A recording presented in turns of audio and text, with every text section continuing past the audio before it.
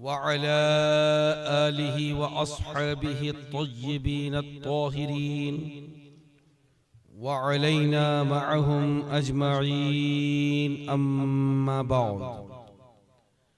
अऊज़ु बिल्लाहि मिनश शैतानिर रजीम।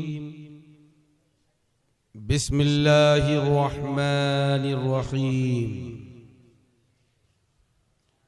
इन्ना अर्सलनाका शाहिदन व मुबश्शिरन व नज़ीरा लितुअ्मिनु बिल्लाहि व तुअज़्ज़िरूहु व तुवक़्क़िरूहु व तुसब्बिहूहु बुक्रतन व असीला। सदक़ल्लाहुल मौलानाल अज़ीम व सदक़न नबियुल मतीनुल अमीनुल करीम व नहनु अला ज़ालिका लमिनश शाहिदीन वश्शाकिरीन वल्हम्दुलिल्लाहि रब्बिल आलमीन।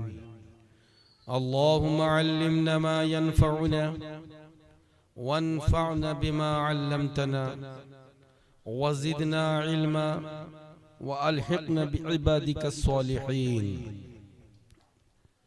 तमाम हाज़िरीन किराम, पहले अपनी आदत के मुताबिक पूरे खुलूस से अपने आका मौला की बारगाह आलिया में हदिये दुरूद पाक पेश करें। बावाज़े बुलंद पढ़ें, अल्लाहुम्मा सल्लि अला सय्यदिना व मौलाना मुहम्मदिन व आलिहि व अस्हाबिहि व बारिक व सल्लिम सलातन व सलामन अलैका या रसूलल्लाह व अला आलिका व अस्हाबिका या शफीअना यौमल जज़ा।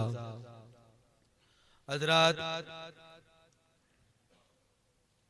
इस्लाम में नबी पाक सरकार सल्लल्लाहु अलैहि वसल्लम की अज़मत और शान ये है कि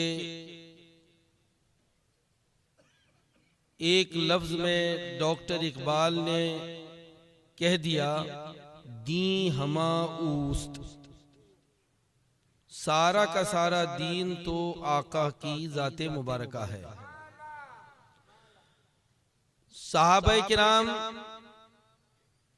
सरकार की ज़ाते तैयबा को सिर्फ इतना नहीं समझते थे कि वो नबी हैं, पैगाम लाए हैं, बस पैगाम सुन लो, बल्कि तमाम सहाबा इज़ाम रिज़वानुल्लाहि ताला अलैहिम अजमईन ताज़ीमो तौक़ीर नबी और सरकार की ज़ाते तैयबा और निस्बत रखने वाली हर चीज से तबर्रुक हासिल किया करते थे। ये बात आजकल बार बार याद दिलाने की इसलिए जरूरत पड़ती है कि इस्लाम का नाम लेने वाला एक तबका पहले ठीक था, एक तबका या अलग अलग करें तो तीन तबके ऐसे हैं जो अपनी तालीमात का महवर ये बनाते हैं कि मोहम्मद सल्लल्लाहु अलैहि वसल्लम अल्लाह के रसूल हैं, पैगाम लाने वाले हैं। उन्होंने जो पैगाम दिया हमने सुन लिया, बस उस पैगाम पर अमल कर लो, इतना काफी है। ताज़ीम नबी, तौक़ीर नबी और सरकार की ज़ाते तैयबा से वालेहाना मोहब्बत और इश्क, इसका दूर दूर तक उन तबकात में, उन फिरकों में गुजर ही नहीं। आज चंद बातें मैं उन्हीं लोगों की खिदमत में मुनाज़िराना अंदाज में नहीं बल्कि दाइयाना अंदाज में पेश करना चाहता हूं। और जब दाइयाना अंदाज है तो आपको मुझसे ये उम्मीद सामीन को नहीं रखनी चाहिए कि अब बस पुरजोश वो तकरीर होगी कि बात बात पर नारा लगेगा। इंशाअल्लाह लगता है, लेकिन जोश से ज्यादा होश और संजीदगी की अभी जरूरत है। सुन्नी मुसलमानों, नबी का जो दीवाना होता है, दीवाना यानी पागल, नबी की मोहब्बत का जो पागल होता है, वो सारे जहानों के अक्ल वालों का भी अक्ल वाला होता है। ये दौर बहुत सोचने का है, बहुत समझने का है, इसलिए अपने अंदर गौर और फिक्र की, सोचने समझने की सलाहियत को ज्यादा बेदार कीजिए। इश्क रसूल, मोहब्बत रसूल, ये वो चीज है कि जिसके बगैर तो ईमान ही नहीं। आइए सबसे पहले मैं अजमत रिसालत के ताल्लुक से बुखारी शरीफ की एक हदीस पाक, वो मुस्लिम शरीफ में भी है और सिहा सित्ता में से अक्सर किताबों में है, लेकिन बुखारी शरीफ में हजरत इमाम बुखारी ने हजरत अबू हुरैरा से रिवायत की कि एक मर्तबा हम सरकार की खिदमत में थे, आका तशरीफ फरमा है, हम भी हाजिर थे, अबू बकर सिद्दीक भी थे, उमर भी थे। कुछ देर गुफ्तगू चली, फिर सरकार अक़दस सल्लल्लाहु अलैहि वसल्लम इस मजलिस से उठे और किधर जाने लगे। सबने जाते हुए देखा। वो दौर ऐसा था कि जिसमें दुश्मन आका सल्लल्लाहु अलैहि वसल्लम की जात पर हमला करने के मौके तलाश कर रहे थे। तो सहाबा भी घबराए, मैं भी घबराया। सबसे पहले मैंने हिम्मत की और उठा, रसूलुल्लाह सल्लल्लाहु अलैहि वसल्लम की तरफ पीछे जाने लगा। सरकार गली से मुड़ गए, मैं भी गया पीछे पीछे। सरकार दूर निकल गए, मैं जाता रहा। मैंने देखा कि आका दो आलम सल्लल्लाहु अलैहि वसल्लम मदीना शरीफ की आबादी के बाहर निकले और एक बागीचे में, जिसके चारों तरफ दीवार थी, दरवाजा बंद था, आप अंदर तशरीफ ले गए। जब तक मैं पहुंचा तब तक अंदर से दरवाजा बंद किया जा चुका था। मैंने देखा कि कहां से जाऊं, कोई जगह नजर नहीं आई। थोड़ी दूर जाकर देखा कि पानी जिस नहर से बागीचे में जाता है वहां थोड़ी सी घुसने की जगह है। तो जानवर कैसे अपना सर नीचे दबाकर निकल जाते हैं, वैसे ही मैं अपना सर दबाकर अंदर चला गया। देखा कि आकाए दो आलम सल्लल्लाहु ताला अलैहि वसल्लम एक दरख्त के नीचे तशरीफ फरमा है। सुकून हो गया, इत्मीनान हो गया कि आकाए दो आलम सल्लल्लाहु अलैहि वसल्लम यहाँ पर है। मैं भी वहां पर पहुंच गया। सरकार की खिदमत में आकाए दो आलम ने मुझे देखा। ये बिल्कुल इब्तिदाई इस्लाम का जमाना है, मदीने मुनव्वरा में अभी हिजरत हुई है और ज्यादा दिन नहीं गुजरे हैं, बस वो दौर है। सरकार अक़दस सल्लल्लाहु अलैहि वसल्लम ने हज़रत अबू हुरैरा को कहा, ऐ अबू हुरैरा, इस खुशखबरी सुनो और इस बागीचे के पीछे तुमको जो भी मिले उसे ये खुशखबरी सुना। कहा, कौन सी खुशखबरी है? सरकार अक़दस सल्लल्लाहु अलैहि वसल्लम ने अपनी नाले पाक यानी जूता शरीफ, अपनी नाले पाक दोनों हज़रत अबू हुरैरा को दे दी और कहा, ये ले जाओ और खुशखबरी सुनाओ। नाले पाक क्यों दी? सारे शुर्राह बुखारी ने ये लिखा ताकि अबू हुरैरा के पास इस कौल की सदाकत के लिए दलील रहे कि देखो मैं नबी पाक की नालैन लाया हूं, मैं जो कह रहा हूं इस बात में मैं सच्चा हूं। दलील क्या है? सरकार की नालैन पाक। हज़रत अबू हुरैरा ने ली, कहा खुशखबरी क्या है? खुशखबरी सुना दो। मन क़ाल ला इलाहा इल्लल्लाह दखलल जन्नह, जिसने ला इलाहा इल्लल्लाह कह दिया वो जन्नत में दाखिल हो गया। वाकई खुशखबरी थी, ला इलाहा इल्लल्लाह कह दो जन्नत में दाखिल हो जाओ। और कौन कह रहा है?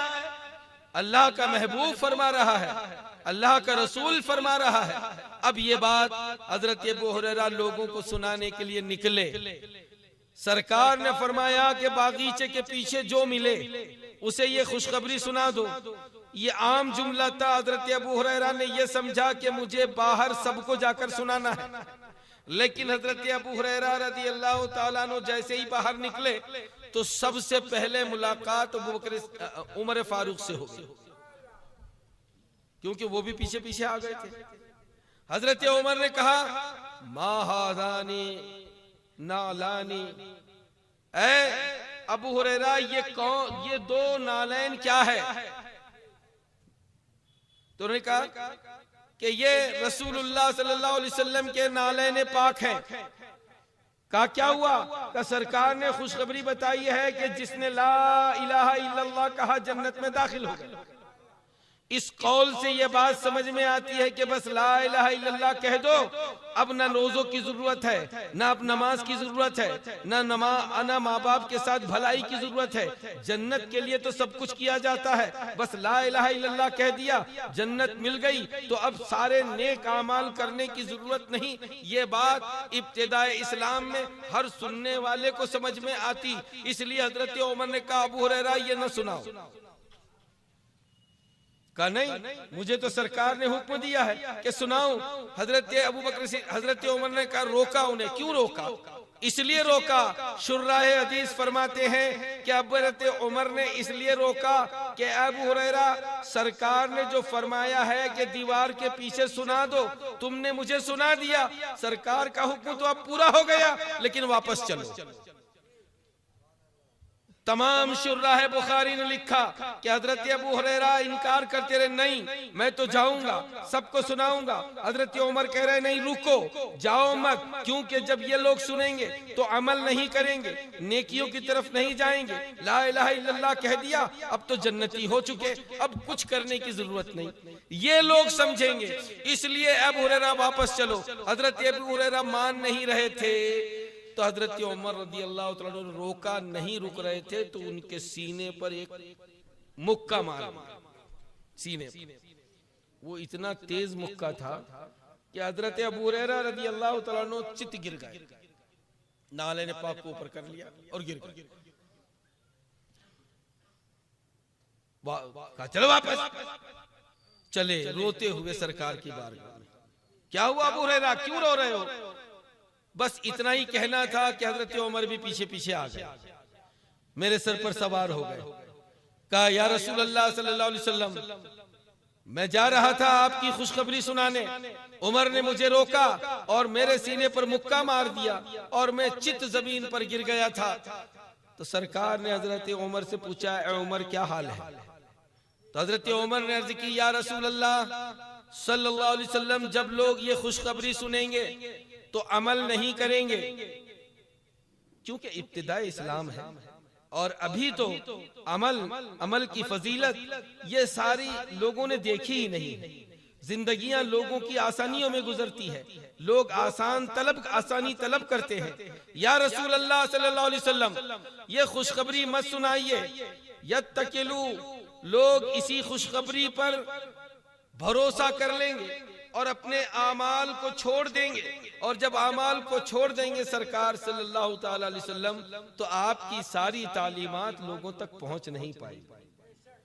तो सरकार अक़दस सल्लल्लाहु अलैहि वसल्लम ने फरमाया कि ठीक है, खल्लू, लोगों को छोड़ दो, अल्लाह यत्तकिलू, यहाँ तक कि वो लोग सिर्फ इसी बात पर भरोसा न कर लें।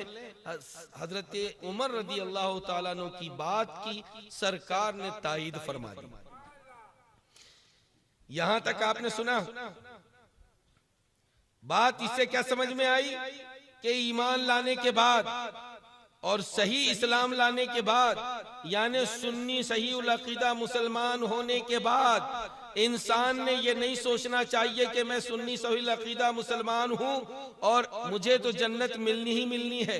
बेशक जन्नत मिलनी है, एक न एक दिन अल्लाह ताला जन्नत जरूर सुन्नी सही उल अकीदा मुसलमान को अता करेगा। जितना यकीन आपको और मुझे अपने जन्नती होने का है, इससे कहीं ज्यादा यकीन अशरे मुबश्शरा को, अपने जन्नती होने का था, क्योंकि सरकार ने उनको मुखातब फरमाकर उनका नाम लेकर फरमाया, अबू बकर जन्नती, उमर जन्नती, उस्मान गनी रदी अल्लाह तआला अन्हु को तो 4 मरतबा सरकार ने जन्नती होने की बशारत अता फरमाई। सादो सईदो जुबैर को, हजरत तलहा को रज़वानुल्लाहि तआला अलैहिम अजमईन, इन सब को सरकार अक़दस सल्लल्लाहु अलैहि वसल्लम ने जन्नत की बशारत अता की। लेकिन सुना नहीं है आपने कि अबू बकर सिद्दीक रज़ी अल्लाह तआला अन्हु के गालों पर रोने के वजह से आंसुओं के निशान थे। तो पूछा गया कि क्यों इतना आप रोते हैं, तो उन्होंने कहा कि जब मुझे आखिरत का अज़ाब याद आता है तो मैं अल्लाह के खौफ से रोने लगता हूँ, जिनके जन्नती होने की बशारत। इसलिए सुन्नी सहीहुल अकीदा मुसलमानों, इस हदीस पाक ने हमको ये बता दिया कि हम सिर्फ अपने जन्नती होने पर और जन्नती होने की बशारत पर ही भरोसा करके न बैठें, बल्कि अपने आमाल का जायजा लें कि हम आमाल की दुनिया में कितने हैं, कितने हम में वो हैं जो नमाजों की पाबंदियां कर रहे हैं। औरतों पर भी नमाज फर्ज है। हर सुन्नी सहीहुल अकीदा आकिलो बालिग मुसलमान, मर्द हो या औरत, हर एक पर 5 वक्ता नमाज फर्ज है। कौन कितनी नमाजें पढ़ रहा है? माँ बाप की फर्मा बरदारी ये हम पर फर्ज है। कौन कितनी फर्मा बरदारी कर रहा है? इस्लाम के कवानीन वाज़े हो चुके हैं, कौन कितना अमल कर रहा है? अभी इस पर गौर व फिक्र की जरूरत है। लेकिन जब इतनी बात समझ में आ गई तो अब आइए दूसरी बात कि क्या ये बात सही है कि जो ईमान ले आए वो एक न एक दिन जन्नती होगा? ये बात सही है? कहाँ ये बात सही है? हजरत उमर ही का नजरिया नहीं, सरकार ने इसको बरकरार रखा तो तमाम सहाबा का यही नजरिया है कि जो ईमान ले आए एक न एक दिन जन्नत में जरूर जाएगा। ये सहाबा के बाद ताबईन का भी, सल्फ़े सालिहीन का अकीदा, मुफ़क़हाए किराम का अकीदा, मुफस्सिरीन का अकीदा, मुतकल्लिमीन का अकीदा, सबसे लेकर आज तक तमाम ईमान वालों का यह अकीदा है कि जो ईमान ले आए वो एक न एक दिन जन्नत में जरूर जाएगा। यह अकीदा कब के लिए है? क्या सिर्फ हजरत अबू हुरैरा के लिए अकीदा था? का नहीं। क्या सिर्फ हजरत उमर के लिए अकीदा था? का नहीं। कहा यह तमाम सहाबा के लिए अकीदा था? का नहीं। सबके लिए यह अकीदा है कि जो ईमान लाएगा वो एक न एक दिन जन्नत में जरूर जाएगा। वो खुशखबरी तो बरकरार है। हजरत अबू हुरैरा की जो खुशखबरी थी वो खुशखबरी तो बरकरार है, वो खुशखबरी अभी गई नहीं है। ईमान लाने वाला एक न एक दिन जन्नत में जरूर जाएगा। अब मुझे कहने दीजिए कि रसूलुल्लाह सल्लल्लाहु अलैहि वसल्लम ने हजरत अबू हुरैरा को खुशखबरी दी, वो तमाम सहाबा से लेकर आज तक और आज से क़यामत तक बरकरार है। और खुशखबरी काहे की है? ईमान की खुशखबरी है। खुशखबरी काहे की है? खुशखबरी जन्नती होने की खुशखबरी है। और अब मैं सवाल करता हूं, क्या है मुसलमानों, कयामत तक आने वाली सारी उम्मत की खुशखबरी और उसकी निशानी क्या है? हजरत अबू हुरैरा को निशानी क्या दी? ये नालेन मुबारक। यहां से पता चला, जुमला बोल रहा हूं मैं हदीस पाक की रोशनी में, कि सारी उम्मत का ईमान और उसकी अलामत नालेने पाके मुस्तफा है। जब सारी उम्मत के ईमान की अलामत नालेने मुबारक है तो अजमत सरकारे दो आलम और उनके जिस्म पाक का क्या आलम? सिर्फ नालेन उसकी अलामत।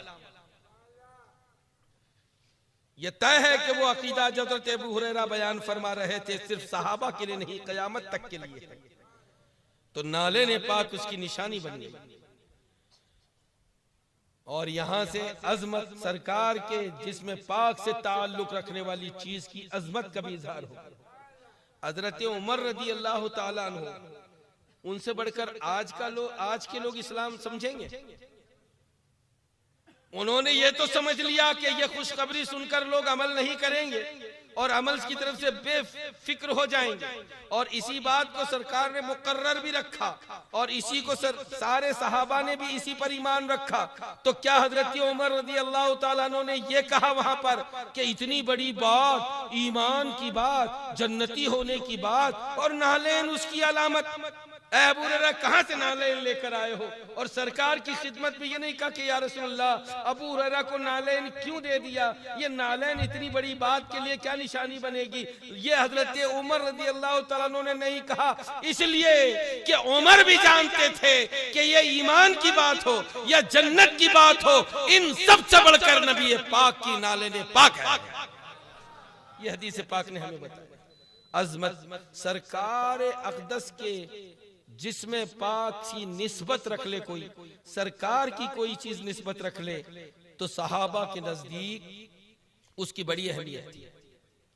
एक हदीस पाक हुजूर मुहद्दिस कबीर अल्लामा ज़ियाउल मुस्तफ़ा साहब क़िबला ने बयान फरमाई है कई मरतबा। हजरत मालिक इब्न इत्बान रज़ी अल्लाह तआला अन्हु, जिनको सरकार ने कबीला बनु सलम में मस्जिद में इमाम मुतय्यन किया था, नमाज पढ़ाने के लिए हुक्म दिया था, जब वो बूढ़े हुए तो उनकी आंखें कमजोर हो गई और जहां उनका घर था वहां से मस्जिद जाने के बीच में एक नाला पड़ता था जहां बारिश का पानी जाता था। उन्होंने आकर जुमे की नमाज में सरकार के पीछे नमाज पढ़ी और अर्ज की, या रसूल अल्लाह सल्लल्लाहु तआला अलैहि वसल्लम, मेरी आंखें कमजोर हो गई, बारिश की वजह से मैं मस्जिद नहीं पहुंच पाऊंगा, सरकार अब मेरे लिए ये करम फरमाएं कि 5 वक्ता नमाज में अपने घर पर पढ़ लूं। और किसी के सहारे, उनका मतलब यही था कि किसी के सहारे में जुमे के लिए मस्जिद चला जाए।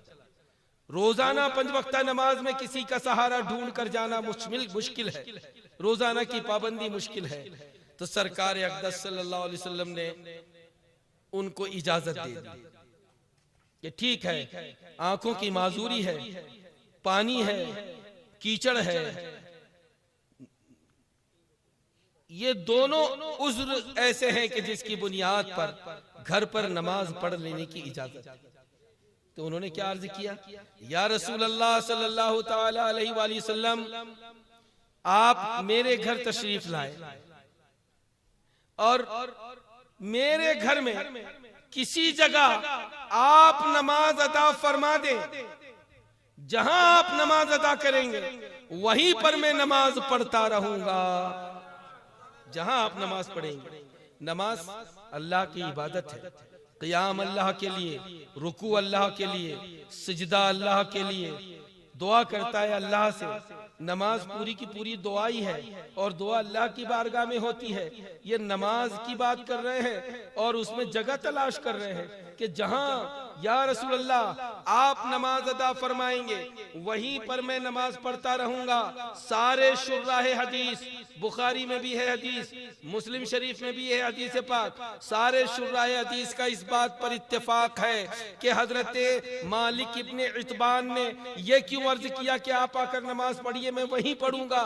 इसलिए अर्ज किया कि हजरत मालिक इब्न इत्बान नबी पाक के कदमों की बरकत चाहते हैं। नमाज खुदा की इबादत है और बरकतें मुस्तफा के कदमे पाक की है। हजरत मालिक इब्न इत्बान ने जब ये अर्ज की तो सरकार ने फरमाया ठीक है, हम जरूर आएंगे। सरकार दूसरे ही दिन बस सुबह सुबह तशरीफ ले गए। हजरत अबू बकर सिद्दीक भी साथ में थे और जब सरकार उनके घर पहुंचे तो पहुंचते ही आक़ा दो आलम सल्लल्लाहु अलैहि वसल्लम ने पूछा, ऐन तुहिब्बु अन उसल्ली, तुम कहां चाहते हो कि मैं नमाज पढ़ूं? घर में वो जगह बताओ, तुम जहां कहोगे वहां मैं नमाज पढ़ूंगा। यानी रसूलुल्लाह सल्लल्लाहु अलैहि वसल्लम ने भी अपनी जाते मुबारका को तबर्रुक बनाना और कदमों की तबर्रुक को बरकरार रखा। वरना ये नहीं फरमाते कि नमाज में मेरा तबर्रुक ले रहा है, तू तो इतना बड़ा शिर्क कर दिया कि नमाज अल्लाह की इबादत है और मेरे तबर्रुक की बात करता है। नहीं, सरकार ने क्या फरमाया, ऐन तुहिब्बु अन उसल्ली, मैं कहाँ नमाज पढ़ूं, तुझे कहाँ पसंद है। यहाँ से एक बात और समझ में आई कि किसी जगह को को तबर्रुक बना देना अल्लाह ने ये भी नबी के इख्तियार में दिया है। ऐसा नहीं है कि पहले से कोई जगह मुतय्यन थी और वो बरकत वाली थी, नमाज रसूलुल्लाह ने पढ़ दी तो अब बरकत वाली समझने लग गए, बल्कि सरकार फरमाते हैं कि ऐ मालिक तू जो जगह बताएगा मैं वहीं पढ़ूंगा और जहां मैं पढ़ूंगा तुझे तबर्रुक वहीं मिलेगा। इख्तियार मुस्तफा में किसी चीज को तबर्रुक बना देना अल्लाह ने रख दिया है। सरकार ने नमाज अदा फरमाई और सरकार अक़दस सल्लल्लाहु अलैहि वसल्लम ने जब नमाज अदा की तो इस हदीस पाक में एक और बात है कि जब सरकार खड़े हुए तो हम लोगों ने पीछे सफ बना ली, सफे बनी, हमने भी नमाज पढ़ ली। यहाँ से आप ये मत, क्योंकि वो सुबह के वक्त की नमाज थी, वो नमाज फर्ज नमाज का तो कोई वक्त था नहीं, तो आप ये मत समझिए कि नफिल नमाज जमात से कायम करना चाहिए, नहीं, बल्कि ये नमाज बगैर तदाई के थी। बस मौका आया, सरकार खड़े हुए, तबर्रुक में सब खड़े हो गए। ये नबी पाक की खुसूसियत थी। नफिल नमाज की जमात तदाई के साथ मकरूह है और बाकायदा कहीं जो है सलातुत तस्बीह का बहाना लेकर, कहीं पर और किसी नमाज का बहाना लेकर मस्जिदों में बड़ी रातों के अंदर इन नमाजों की जमाअत का कायम करना हनफियों के नजदीक मकरूह है। जानबूझकर ऐलान के साथ में मकरूह काम, वो भी मस्जिद में मकरूह करना और उसका रिवाज डालना, ये अच्छी बात नहीं है। अगर आपके सामने कोई आए और वो दीन की खिदमत का बड़ा आपके साथ में बहाना दिखाए कि 206 मुल्कों में काम है, कोई कहे कि हमने तो इतने लोगों को अमामे पहना दिए, कोई कहे कि मैं तो ऐसा हूँ, मैंने ये खिदमत कर ली, वो खिदमत कर ली, और वो इस मकरूह काम की अगर दावत आपको देता है तो हरगिज हरगिज उनका साथ ना दीजिए। और मस्जिद के जिम्मेदार अगर हैं तो उनसे मेरी गुजारिश है कि यहाँ तो सारी मस्जिदें हनफी मस्जिद हैं, एक दो नहीं, तकरीबन हनफियों की 60 से ज्यादा किताबों में साफ लिखा है कि तदाई के साथ नफिल नमाज की जमाअत कायम करना मकरूह है। ये तदाई के साथ नहीं थी। इसका हवाला अगर कोई दे कि वहां साहबा ने तो सरकार के पीछे नफिल नमाज जमात कायम कर ली, क्योंकि यहाँ कायम जो की थी वो तदाई के साथ नहीं थी कि सबको बुलाया गया, दावत दी गई कि आ जाओ, खड़े हो जाओ, वो तो तबर्रुक के लिए सब सरकार के पीछे खड़े हो गए। और ये नबी पाक की खुसूसियत थी कि उस वक्त सहाबा किराम ने नबी के पीछे नफिल नमाज पढ़ी। नमाज हो गई तो हजरत मालिक इब्न इदबान ने कहा, या रसूलल्लाह थोड़ी देर रुक जाइए, मैं कुछ पकवा लेता हूं। उन्होंने कीमे में जौ का आटा मिलाकर एक चीज बनाई जाती थी जो अक्सर वहां देहातों में बड़ी पसंद की जाती थी, वो फौरन बनवाई, सरकार की खिदमत में पेश की। आक़ा दो आलम ने जिस प्याले में वो खाया, उस प्याले को मालिक इब्न इत्बान ने अपने पास महफूज कर लिया। लोग उनसे पूछा करते थे कि वो प्याला आपने महफूज क्यों कर लिया, वो प्याला आपने अलग क्यों रख दिया? तो हजरत मालिक इब्न इत्बान, ये बुखारी शरीफ में ये नहीं है कि उन्होंने महफूज कर लिया, ये तो दूसरी अहादीस करीमा की किताबों में एक हदीस दूसरे हदीस की शरह करती है, उन्होंने महफूज रख लिया। और जब भी कोई मालिक इब्न इत्बान से पूछता था कि आपने महफूज इसे क्यों रखा, तो हजरत मालिक इब्न इत्बान कहते थे कि जैसे मेरे आका ने इस जगह को मुतबर्रक कर दिया है, वैसे ही इस प्याले को भी सरकार ने तबर्रुक बना दिया है। ये सहाबा की रसूलुल्लाह के साथ में निस्बत और नबी पाक से ताल्लुक रखने वाली किसी भी चीज को, रसूलुल्लाह सल्लल्लाहु अलैहि वसल्लम की किसी भी चीज को तबर्रुक बनाने की सहाबा किराम की तड़प को देखें। और देखिए, ये सिर्फ सहाबा की तड़प नहीं थी, बल्कि देखो, आइए एक हदीस पाक, ये हदीस पाक मुस्लिम शरीफ की हदीस पाक है, और इस हदीस पाक का एक टुकड़ा तो बुखारी में भी मौजूद है और सिहा सित्ता में है हदीस पाक। हजरत उम्मे अतिया रज़ियल्लाहु ताला अन्हा से मरवी है, वो ये कहती हैं कि रसूलुल्लाह सल्लल्लाहु अलैहि वसल्लम की बेटी का इंतकाल हुआ। कौन बेटी? सैयदा ज़ैनब रज़ियल्लाहु ताला अन्हा सरकार की बेटी। इनका इंतकाल 8वीं हिजरी के शुरू में हुआ था, मदीने मुनव्वरा में हुआ था। जब इंतकाल हुआ तो गुस्ल देने वालियां पहुंची, आका दो आलम सल्लल्लाहु अलैहि वसल्लम उनके पास पहुंचे और फरमाया कि गुस्ल दो तो दाएं से पानी डालना शुरू करो और गुस्ल दो तो 3 बार दो, और जरूरत पड़े तो 5 बार दो, और जरूरत पड़े तो 7 बार दो।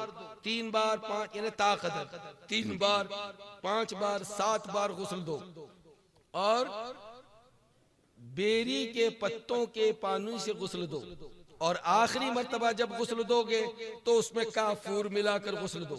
ये मैं तफसील के साथ हदीस इसलिए बयान कर रहा हूँ कि मय्यत के गुस्ल के सिलसिले में ये हदीस इंतहाई अहमियत की हामिल है, और मय्यत के गुस्ल के जो मसाइल हैं ज्यादातर इसी हदीस पाक से तमाम चारों मसालिक के अइम्मा इससे साबित करते हैं। यह बुखारी शरीफ में भी है और मुस्लिम शरीफ में भी है। बुखारी शरीफ और मुस्लिम शरीफ में कुछ अल्फाज की तब्दीली जरूर है, बुखारी में मुख्तसर है और मुस्लिम शरीफ में बड़ी तफसील के साथ में 4 तुरुक से यह हदीस पाक मरवी है। जब गुस्ल हो जाए तो मुझे आकर इत्तला दे देना।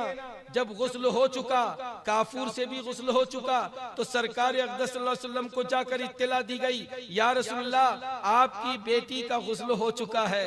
तो आक़ाए दो आलम सल्लल्लाहु अलैहि वसल्लम ने अपना मुबारक तहबंद शरीफ दिया।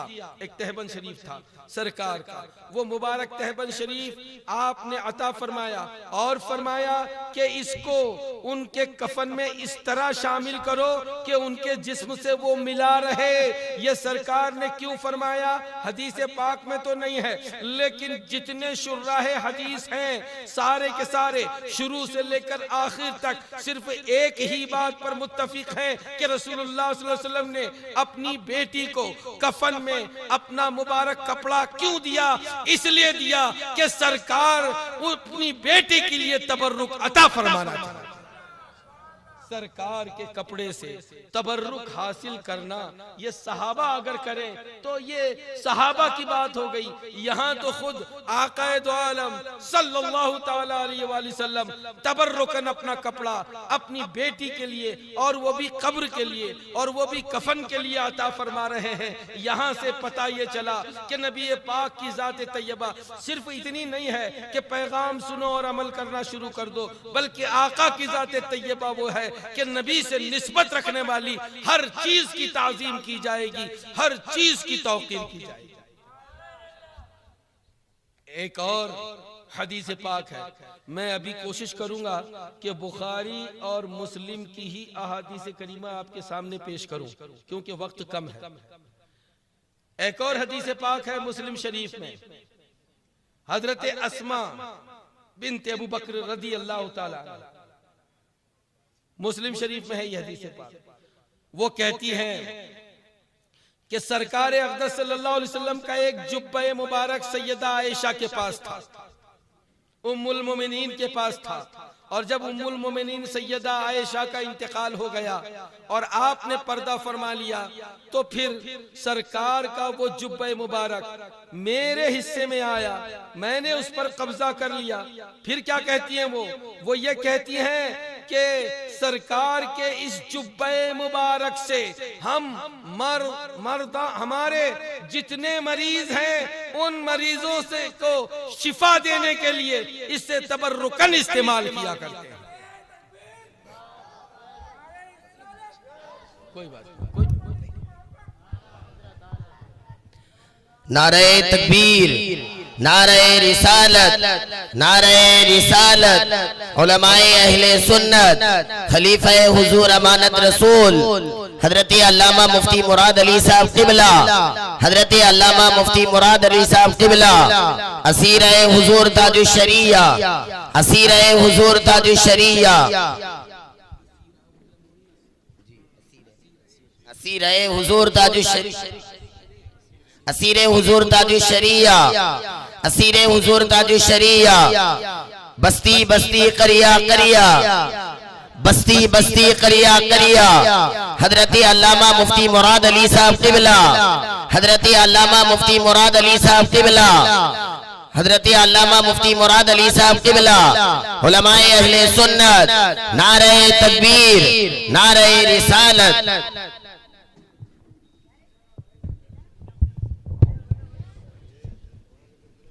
दुरूद पाक पढ़ लें। अल्लाहुम्मा सल्लि अला सय्यिदिना व मौलाना मुहम्मदिन व आलिहि व अस्हाबिहि व बारिक व सल्लिम सलातन व सलामन अलैका या रसूलल्लाह।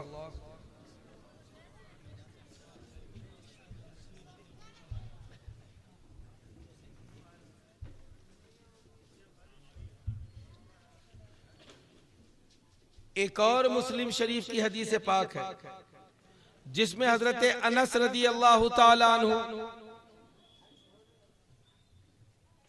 से ताबईन इज़ाम ने तकरीबन 8 तुरुक से ये बयान किया है कि हम जब हजरत अनस रदी अल्लाह ताला अन्हु के घर उनसे मुलाकात के लिए हदीस शरीफ सुनने के लिए जाते तो हजरत अनस रदी अल्लाह ताला अन्हु नाले ने पाके मुस्तफ़ा निकालते और हमसे ये फरमाते कि ये रसूलुल्लाह सल्लल्लाहु अलैहि वसल्लम की नाले ने पाक है और हम उसकी ताज़ीम किया करते थे। ये और अहादीस करीमा है कि जिनमें सरकार की ताज़ीम, सरकार से ताल्लुक रखने वाले लिबास की ताज़ीम, सरकार से ताल्लुक रखने वाले प्याले की ताज़ीम, सरकार सल्लल्लाहु अलैहि वसल्लम से ताल्लुक, ये बुखारी में भी है, मुस्लिम में भी है और बुखारी शरीफ और मुस्लिम शरीफ की तो अभी और कम से कम 20 अहादीस करीमा इसमें बाकी हैं जो इशारतन में लिख कर लाया था। अभी इन्हें बयान करें तो बड़ा वक्त होगा। बुखारी और मुस्लिम के बाद फिर सित्ता की जो 4 बची हैं उनकी अहादीस करीमा हो तो फिर सुबह हो जाए सिर्फ तबर्रुक सरकार का बयान करने के लिए। और फिर इन 4 किताबों के बाद अहादीस करीमा का बहुत बड़ा जखीरा है और फिर अहादीस करीमा के बाद तवारीख इस्लामी का बहुत बड़ा जखीरा है, मुफस्सिरीन की तफसीरों का बहुत बड़ा जखीरा है। अगर इन सबको जमा किया जाए तो 1-2 दिन नहीं, कम से कम 12 दिन पूरे रबीउल अव्वल के चाहिए कि जिसमें सिर्फ तबर्रुकात की तकरीर होगी, इसके अलावा कोई तकरीर ही नहीं होगी। ये तो इतना अहम मामला है, इतना साफ मामला है, इतना सही मामला है कि इसका कोई इनकार कर ही नहीं सकता। आपने बुजुर्गों के ताल्लुक से, सहाबा के ताल्लुक से, नबी पाक के जिस्म पाक और उनसे निस्बत रखने वाली हर चीज के मुताल्लिक अहादीस करीमा सुनी ही है। अब मेरा यहाँ पर एक जुमला है जिसको मैंने कहा कि मैं दाइयाना तकरीर करूंगा, वो कोई भी हो, वो जमाती हो, वो शुराई हो या इमारती, हयाती हो या ममाती, अहले हदीस हो या सल्फी, जो कोई अपने आप को कोई कहता हो, वो उनके लिए ये लम्हा फिक्रिया है यहाँ पर कि देखिए नबी पाक से ताल्लुक रखने वाली किसी भी एक चीज का सहाबा किराम के नजदीक कितना बड़ा मकाम और मनसब था। क्या ये दलील, इससे बढ़कर कोई दलील मिलेगी? क्या अबू बकर सिद्दीक रज़ी अल्लाह ताला अन्हु ने दफन होने के लिए सरकार के पहलू में ही अपने तदफीन के लिए जगह को क्यों पसंद किया और क्यों वो कहते थे कि मैं सरकार के बगल ही में दफन होना चाहता हूँ? हजरत उमर ने जिंदगी में ये क्यों ख्वाहिश जाहिर की कि मेरा अगर इंतकाल हो तो इजाजत ले लेना और मुझे भी मेरी भी वही तदफीन कर देना। क्या बात थी, कहीं पर भी दफन होंगे। और जन्नतुल बकी के ताल्लुक से तो आक़ा दो आलम सल्लल्लाहु अलैहि वसल्लम फरमा ही चुके कि इसमें जो जाएगा उसकी बख्शिश होगी। इसके बावजूद आक़ा दो आलम के कुर्ब में जाना, कौन अबू बकर सिद्दीक से बढ़कर कौन ईमान वाला होगा? हजरत उमर से बढ़कर पूरी उम्मत में कौन ईमान वाला होगा? इन दोनों बुजुर्गों से बढ़कर इन लोगों ने उस जगह को क्यों पसंद किया? क्या बात है? वो नबी पाक की कब्र मुबारक से बरकत हासिल करना चाहते, सिर्फ सरकार की जाते पाक से भी नहीं बल्कि कब्र अनवर से बरकत हासिल हो रही है यहाँ। इस बात को जरा आपने समझ लिया तो फिर आइए, जब सब चीजों से नबी से ताल्लुक रखने वाली हर चीज से बरकत मिलती है, मिल सकती है, मिलती है, और मोहब्बत वालों को हर जगह जहाँ नबी का ताल्लुक होगा जरूर बरकत मिलेगी। तो क्या नबी के निस्बत रखने वाले दिन यानी पैदाइश के दिन में बरकत नहीं मिलेगी? क्या पैदाइश के हफ्ते में बरकत नहीं मिलेगी? क्या पैदाइश के महीने में बरकत नहीं मिलेगी? क्या पैदाइश के साल में बरकत नहीं मिलेगी? जरूर मिलेगी। और रसूलुल्लाह सल्लल्लाहु अलैहि वसल्लम की तो बुखारी मुस्लिम में वो हदीस पाक है, मौजूद है, इसकी एक असल है। असल होने के बावजूद मीलाद की इन खुशियों में शिरकत न करना और लोगों को इनको रोकना आपके लिए लम्हा फिक्रिया है। असल मौजूद है कि इनसे बरकत हासिल कर सकते हैं। सहाबा किराम ने रसूलुल्लाह की बारगाह में पीर के दिन के रोजे के बारे में पूछा, या रसूलल्लाह ये पीर के दिन का रोजा क्या है? तो सरकार ने फरमाया ज़ाका यौमुन वुलिदतु फीह, ये पीर के दिन का रोजा इसलिए है कि मैं इसी दिन पैदा हुआ हूं। सरकार ने एक असल अता कर दी कि जो दिन होगा मेरी निस्बत का, उसमें जो इबादत होगी, एक रोजा निस्बत सरकार का किसी को मिल जाए, अगरचे वो नफिल होगा, लेकिन नफिल रोजा फर्ज रोजों को कबूल करवा देगा। ये एक असल मिल गई। यहां रुक कर एक बात मैं अर्ज करूंगा कि ये तो पीर का दिन है और सरकार की विलादत है, इसलिए रोजा रखना है हर पीर को।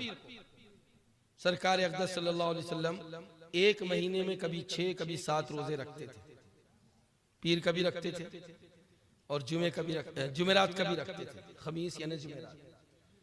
पीर का और जुमेरात का रोजा सरकार रखते थे। एक हफ्ते में ये हो गए 8। फिर सरकार सल्लल्लाहु अलैहि वसल्लम अय्याम 20 के भी 3 रोजे रखते थे, ये हो गए 11। अक्सर और बेशतर 11, कभी 6, कभी 7 और कभी 8 रोजे रखते थे। लेकिन सहाबा किराम की जब तारीख आप पढ़ते हैं तो अय्याम 20 का रोजा रखे ना रखे, जुमेरात का रोजा रखे ना रखे, वो पीर का जरूर रखते थे। और जब उनसे पूछा जाता था तो वो सीधा यही जवाब देते थे कि पीर का रोजा हम इसलिए रखते थे कि ज़ाका यौमिन वुलिदा फीहि नबी सल्लल्लाहु अलैहि वसल्लम, ये वही दिन है कि जिसमें रसूलुल्लाह पैदा हुआ।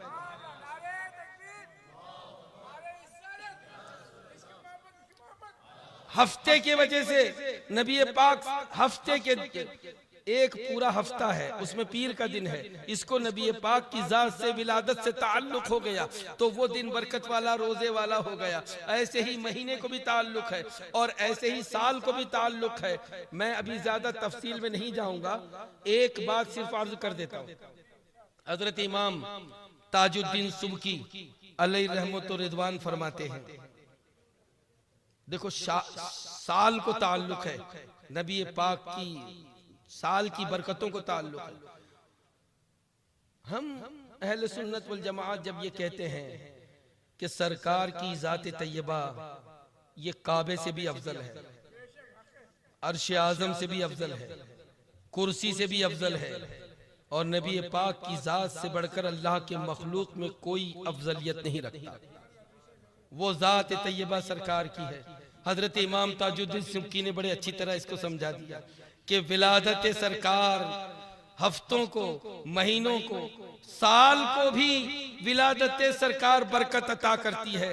इसको उन्होंने कैसे समझा दिया कि देखो जिस साल सरकार पैदा हुए उसको कैसे बताया जाता है तारीख में, आमुल फील में।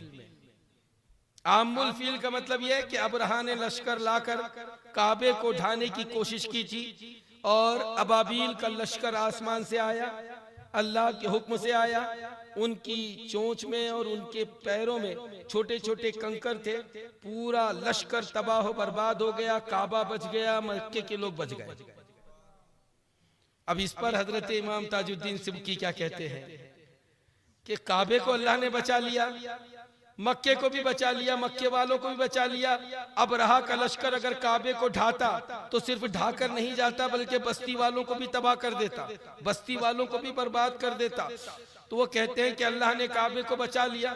हालांकि ऐसा नहीं हुआ कि काबा कभी ढाया नहीं गया, काबा कभी, हजरत आदम अलैहिस्सलाम ने काबे की तामीर की, हजरत नूह अलैहिस्सलाम के दौर में तूफान से पूरा काबा ढह गया, यहाँ तक के काबे के निशान मिट गए। नूह अलैहिस्सलाम को हुक्म हुआ कि फिर से काबा तामीर करो। उन्होंने अल्लाह से पूछा कहाँ तामीर करूं, जहां कोई हमारी निशानी नजर आ जाए वहां तुम काबा तामीर कर लो। उन्होंने निशानी देखी, काबे को तामीर कर दिया। हजरत नूह अलैहिस्सलाम के इस दुनिया से पर्दा फरमाने के बाद तकरीबन 200 साल के बाद जब्बारीन की कौम ने आकर पूरे काबे को ढा दिया, उसकी बुनियादों को भी उखाड़ कर फेंक दिया। अभी काबे का नामो निशान मिट चुका था। काबा तो इसके पहले ढाया गया गया। काबा तो सैलाब से ढह चुका था, उसके नामो निशान तो मिट चुके थे, फिर वहां पर अल्लाह ने क्यों नहीं बचाया? यहीं पर अल्लाह ताला ने बचाया है। काबे को क्यों बचाया है? तो हजरत ताजुद्दीन सुबकी रहमतुल्लाह ताला अलैह फरमाते हैं कि सुनो, काबे को अल्लाह ने बचाया क्यों कि अगर अबरहा काबे को ढाता तो वो बस्ती वालों पर भी जुल्म करता, और उसी बस्ती में नबी पाक की वालिदा माजिदा सैयदा आमिना थी, सरकार उनके शिकमे पाक में थे, और अबरहा के वाक़े के 55 दिन के बाद में पैदा हुए नबी पाक जब मक्के में मौजूद हैं, अपनी माँ के शिकम में हैं, तो उनके आने की वजह से, उनकी विलादत की वजह से अल्लाह ने काबे को भी बचाया, मक्के को भी बचाया।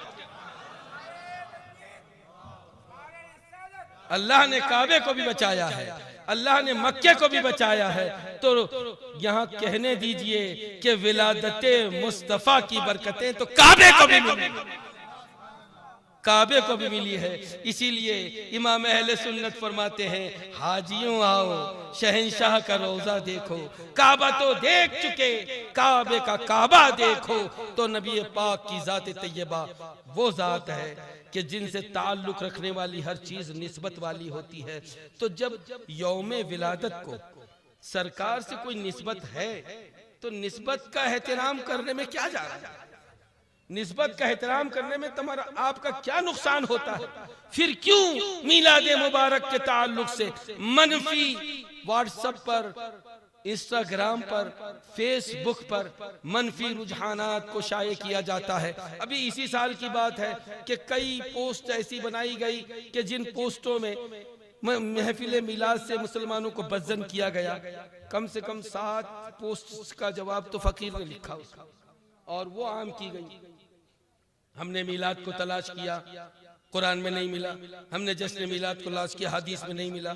हमने जश्न मिलाद को तलाश किया तो अबू बकर सिद्दीक में नहीं मिला, उमर फारूक, पूरी पोस्ट बना दी शुरू से लेकर आखिर तक। उस पोस्ट का भी जवाब अल्हम्दुलिल्लाह गया। जो ये कहे कि हमको मिलाद कुरान में नहीं मिला, वो कुरान पढ़ाई कहाँ है उसमें?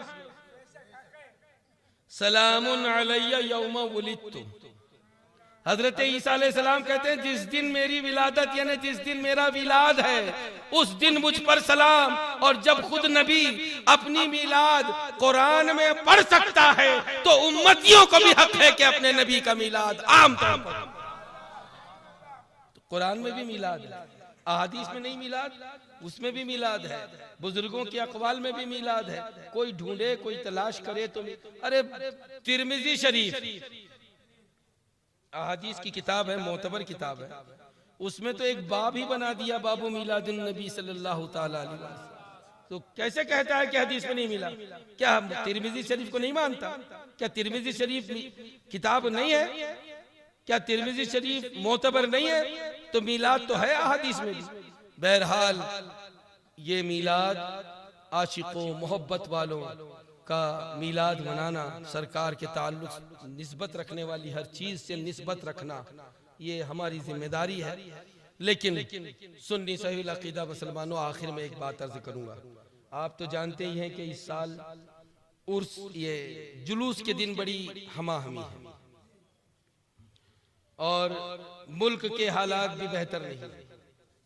ऐसे मौके पर तमाम नौजवानों की खिदमत में मेरी गुजारिश है, हमारे सदर मिलाद कमेटी अब्दुल रशीद भाई मोहसिन अहले सुन्नत, अल्लाह ताला उनको जज़ाए खैर अता फरमाए, उनकी तरफ से मैं आपकी खिदमत में ये अरीजा पेश कर रहा हूँ, खास तौर पर नौजवानों की खिदमत में, कि इंशाअल्लाह जुलूस तो निकलेगा और अपनी शान के साथ में निकलेगा। लेकिन जुलूस के निकल जाने के बाद जो लड़के मोटरसाइकिल पर शहर में इधर उधर मटर गश्ती करते रहते हैं, झूमते रहते हैं और ईद मिलाद की रात में बाइक लेकर स्टंट दिखाने की कोशिश करते हैं, उन लोगों से मेरी गुजारिश है कि ये मिलाद कोई आपके और हमारे वालिद की सालगिरह नहीं है, सारे जहान से अफजल, सारे जहान के सरदार आका दो आलम सल्लल्लाहु अलैहि वसल्लम के मिलाद की बात है। इसलिए अदब के साथ, एहतराम के साथ, मुल्क के हालात को बरकरार रखते हुए, अमन और अमान के साथ में, इंतहाई खुश दिली के साथ और दुरूद पाक का नजराना पेश करते हुए अपने आका दो आलम सल्लल्लाहु अलैहि वसल्लम की अजमत का ख्याल रखते हुए जुलूस में शिरकत फरमाएं और किसी तरह भी जोश में ना आए। आम तौर पर नौजवान गैरों का त्यौहार देखते हैं। अभी मैं आपके यहाँ हाजिर हो रहा था, रात में उधर से गुजर रहा था तो एक जगह देखा कि वो लोग अपनी मूर्ति के सामने 15-20 लड़के हैं, 15-20 लड़कियां हैं, लिबास सबको कम पहना हुआ है, 10-12 किस्म के लाइट हैं, फिर उसमें गुलाल उड़ रहा है और वो बहुत बुरी तरह उसमें नाच रहा है। कुछ त्यौहार तो ऐसे हैं कि जिसमें शराब का पीना जरूरी हो जाता है, कुछ त्यौहार तो ऐसे हैं कि जिसमें जुआ खेलना धर्म समझा जा रहा है। अब धर्म उनका कहता ये नहीं कहता, ये बात तो हम किसी और मौके पर बताएंगे, लेकिन नौजवान ये समझते हैं कि जैसे दूसरे लोग अपने त्यौहार को मना रहे हैं, कुछ थोड़ा बहुत असर हमारे यहाँ पर भी होना चाहिए। तो सुन लो, हमारी इबादत उनकी इबादत की तरह नहीं, हमारा इबादत खाना उनके इबादत खानों की तरह नहीं, हमारा त्यौहार उनके त्यौहारों की तरह नहीं है। अल्हम्दुलिल्लाह इस्लाम ने सारी दुनिया को अमान, सुकून और संजीदगी अता फरमाई है। जो ईद का त्यौहार है, जो बकरीद का त्यौहार है, ये क्या था? ये तो इस्लाम के आने से पहले मक्का शरीफ के आसपास दो बड़े बड़े बाजार लगते थे, उसमें मर्द भी हैं, औरतें भी हैं, नाच भी हो रहे हैं, गंदे अशार भी पढ़े जा रहे हैं और वहां पर सेक्स को तो बिल्कुल आम कर दिया गया था, जिनसियात का कोई लिमिट ही नहीं थी। लेकिन नबी पाक सरकार रहमत आलम ने इन त्यौहारों को कितना खूबसूरत बना दिया, कितना हसीन बना दिया कि ईद के दिन खुतबा सुनते हैं, मस्जिद में जाते हैं, नहाते हो, नए कपड़े पहनते हो, इत्र लगाते हो, दोस्त अहबाब से मिलते हो, अपने भाइयों से गले मिलते हो, मुसाफा करते हो। ये संजीदगी सारी दुनिया को त्यौहारों में इस्लाम ने अता की है और जो वो लोग करते हैं उनके समझदार और हुकूमतें भी आज उनको इन त्यौहारों के मौके पर इन खुराफात से रोकने की कोशिश कर रहे हैं। हमारे यहाँ तो 1400 बरस पहले ही तमाम खुराफात से रोक दिया गया है। इसलिए सुन्नी सहील अकीदा मुसलमानों, जुलूस के दिन अपने जज्बात को काबू में रखकर अपने आका दो आलम के मीलाद को इंतहाई इत्मीनान के साथ, कसरत दुरूद पाक के साथ, अपने नबी पाक की मोहब्बत के साथ और अजमत के साथ लाइए। और मोटरसाइकिल अगर आप ले जाते हैं तो मोटरसाइकिल को सिर्फ एक सवारी की तरह इस्तेमाल कीजिए, खेल और लहव लईब के तौर पर नहीं। लहव लईब की इस्लाम इजाजत नहीं देता और वो लहव लईब के जिसमें जान का भी जोखम। इसलिए हरगिज शबे मीलाद में कोई भी शहर में कहीं पर भी मोटरसाइकिल लेकर स्टंट ना करे। एक बात मैं अर्ज करूंगा कि ये नसीहत तो मीलाद कमेटी की जानिब से उलमाए इस्लाम करते ही रहते हैं, लेकिन कुछ लोग, अब वो कौन है मैं नहीं जानता, मीलाद, शबे विलादत और मीलाद के जुलूस को बदनाम करने के लिए सुन्नी नहीं है लेकिन ये हरकतें कर जाते हैं। उनको रोकने का काम हमारा नहीं है, वो जिनके हैं वो लोग रोकते रहे। समझ गया? हम तो किसी पर भी सख्ती नहीं करते, ये सख्ती का दौर ही नहीं है। इसलिए तमाम भाइयों से मैं गुजारिश करूंगा कि जुलूस मिलादुन नबी का एहतराम बरकरार रखे, कसरत से दुरूद पाक अपने नबी की बारगाह में पेश करें और उस दिन से तबर्रुक हासिल करें। तबर्रुक कैसे हासिल होगा कि आप खाना खिला रहे हैं, गरीबों को कपड़ा तकसीम कर रहे हैं, और कोई ऐसे हैं, कुछ ऐसे हैं कि बीमार हैं, दवा लाने की रकम नहीं है, सरकार की विलादत पाक में नबी का सदका दवा दिला दो। कोई गरीब है इलाज नहीं करा सकता, कोई गरीब है कैंसर का मरीज है, 2 लाख 4 लाख लग रहे हैं, नबी पाक के नाम मुबारक से उस मरीज को दे दो, वो अपने आप को दुरुस्त कर लेगा। कोई बहुत गरीब है, कर्जे में डूबा हुआ है, मैं इंशाअल्लाह कभी मौका मिला भी हजरत तशरीफ लाए तो आपके सामने ये जो आजकल मुसलमानों में सूदी कर्ज लेने की बीमारी फैल गई है, बहुत बुरी बीमारी। दुकान पर कर्जा ले रहा है, घर पर कर्जा ले रहा है, बाइक भी कर्जे में ले रहा है, वॉशिंग मशीन भी कर्जे में ले रहा है, और फिर घर वाले फोर्स कर रहे हैं तो सोफा भी EMI, उसकी भी किस्त, वो भी कर्ज। अगर वो महीने भर में 10,000 कमाता है तो उसको सिर्फ इंटरेस्ट ही 15,000 20,000 भरना है, तो ना घर बचेगा, ना दुकान बचेगी, ना बाइक बचेगी, ना वॉशिंग मशीन बचेगी। ये कितनी बुरी हालत है हमारी। इस हालत को दुरुस्त कीजिए और अपने आप को संवारिए। इंशाअल्लाह मिलाद के अलावा कभी मौका आया तो पूरी तकरीर इस ताल्लुक से हमारे नौजवानों को समझाना आजकल जरूरी है कि ये जो मौजूदा लोन किसी किसी को बड़ा मीठा लगता है, लेकिन ये इतना कड़वा है कि जिंदगी भर इंसान परेशान हो जाता है।